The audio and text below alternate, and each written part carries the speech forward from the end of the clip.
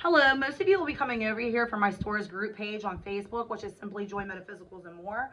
Some of you, will find me on YouTube, whichever is better. But we're starting our channel here for 2023 reads, star sign reads. This is for the sign of Aries.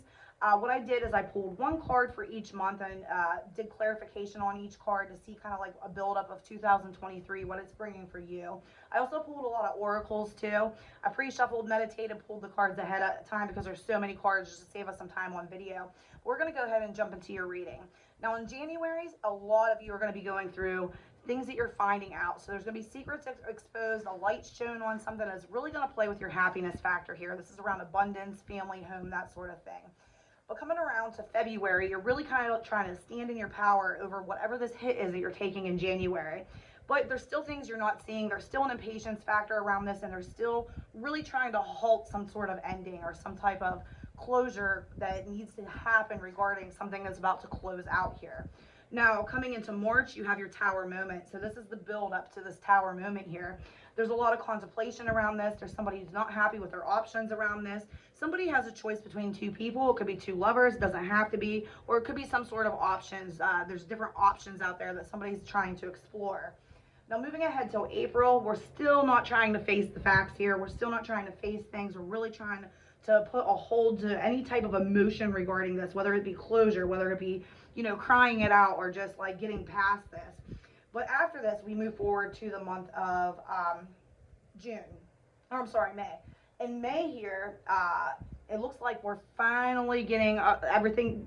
We're realizing everything comes full circle. So it's like if we don't close this out, it's going to be the same crap all the time. If we do close this out, there's something on the other side of this that's better for us. So we're finally starting to embrace a little bit as far as the changes that need to be made. So there's going to be some balance here. You have the world clarifying the world. So again, there's a big new opportunity here that you're finally grasping and finally realizing is here for you. So you're really kind of in your emotions about it now, which brings you into the month of June, where we finally have the finality. We're finally understanding that this all had to close out. We're finally understanding this chapter's ended, but that brings about something tangible, something you can build from. We were causing blockages from receiving what was meant for us by kind of like holding on to the stagnant energy of not wanting change, not letting things cycle through. But we're starting to choose a new path here. You could be celebrating with friends, or this whole situation up here could be revolving a third party situation. Just take it how it resonates, don't force anything. Now, moving into July, we really are facing new opportunities. We're starting to see things from a different light. We're really kind of like focusing on, how do we change so we don't go through karmic cycles and relationships like we have in the past. Somebody here was really stuck in a horrible relationship and just kept staying stuck in it. For others of you, it's just, again, knowing the patterns that you had in the past and trying to move past those patterns.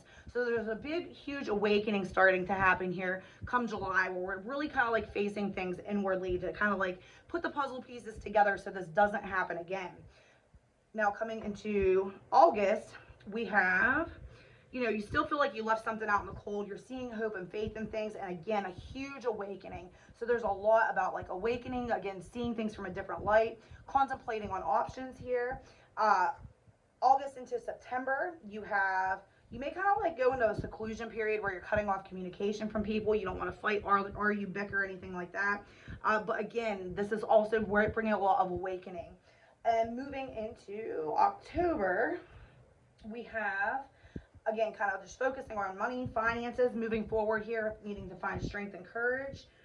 October into November, we have, you're really kind of going to be fussy and picky about if there's options trying to date you, anything like that. You're really going to be analytical on everything, like picking everything apart, strategically planning everything, and making sure that the opportunities that come to you are something that you deserve, so you don't go through whatever this cycle was that you had gone through from the beginning of the year on, which it looks like you may have been in this cycle for longer than this period. Like it's been something that's been brewing up here. But you're really kind of embodying your power here. You have the Emperor and Empress. You may have somebody come into you that you may meet in November into December of 2023. That's going to kind of like change your whole perspective on things, because you do have a huge tangible offer coming in January or December into January of next year. That's going to be something you can build from, and you're going to see things from a different light, where You're so glad that you ended whatever this was up here that caused you so much conflict and pain trying to close out the cycle or hold on to this cycle. This is a lot about spiritual growth. So, you know, the second part of the year, it's all about growth. The first part of the year is about endings, kind of embracing power, and kind of like moving forward here. So there's definitely a lot of room for growth here. There's going to be a lot of cycles that close out, but at the end of the day, it pays out to bring you what you're blocking in the current energy of where you're at in the state right now. Now, as far as oracles, for the romance oracles, I got pay attention to red flags. The signs are cautioning you, and I think that's around the beginning part of your read.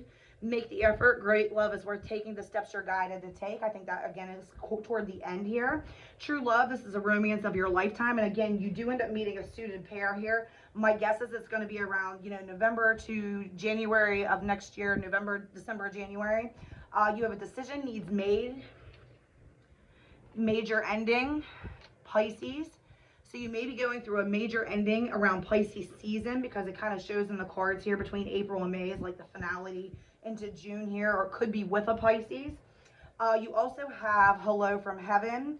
Your loved ones in heaven are doing fine. Let go of worries and feel their blessings. So anybody who's been, trying to speak to somebody who's passed or feel the energy of somebody who's passed or just curious about somebody who's passed, I only ever get that when there's somebody there that wants acknowledgement that they're there and they know you need them too. So there's definitely somebody spiritually around you protecting you through whatever this is as you get through this. You also have spread your wings. Do not hold back right now. The timing is perfect. You are ready to soar. And you have divine order. Everything is how it needs to look right now. Look past the illusion and see the underlining order. So that's what I have for you. Sending love and light. And I hope 2023 turns out to be great. It looks like there's a lot of spiritual growth here. A lot of moving past stuff that just really isn't serving you. Sending love and light.